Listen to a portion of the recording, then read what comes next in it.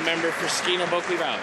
Thank you, Mr. Speaker. Canadians might be wondering what the Minister of Defence's record was on spending before he was the minister. Well, we went and checked, and lo and behold, it turns out he repeatedly voted against the military. No, it's true.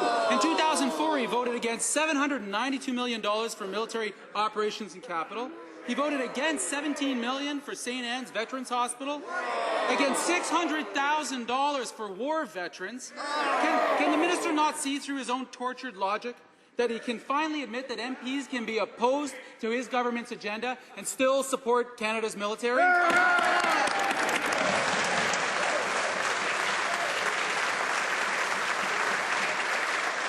The Honourable Minister of National Defence. Again, Mr. Speaker, it's somewhat passing strange to hear members of the NDP defending the Liberal decade of darkness. What I voted against, what many Conservatives when we were in opposition voted against, was the unmitigated disaster that was the Liberal Party, the dismantling of the Canadian forces. What we've seen as a government, Mr. Speaker, is unprecedented investment in the Canadian forces, improved morale, new equipment, investments in bases and programs. This member and his party have been against all of those.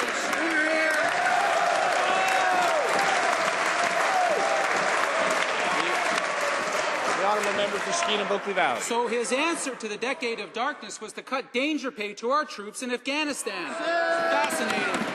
He also voted against $6.3 million for Canadian Forces Health Information System, against $2 million to upgrade Goose Bay Airfield, against $22 million for disability pensions, and he voted against $49 million for public security and anti-terrorism measures. Fascinating. I could do this all day, Mr. Speaker, but I'll allow the minister one more opportunity. He must now understand that we can hold government to account, vote against their bad budgets, and support our brave men and women.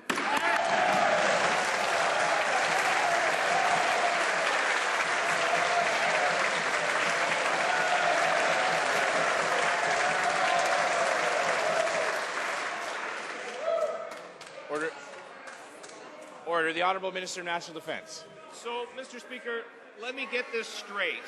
This member is now suggesting that because, while in opposition, this NDP government continues to oppose the unprecedented investments of the Canadian...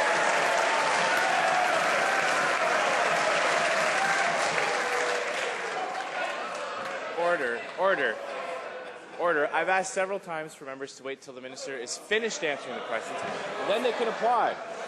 The Honourable Minister of National Defence. Thanks, Speaker.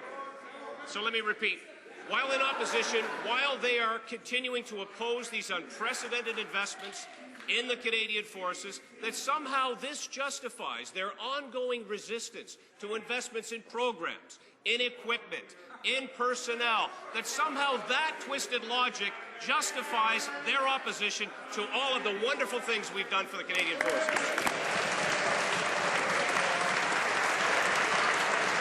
The Honourable Member for Cumberland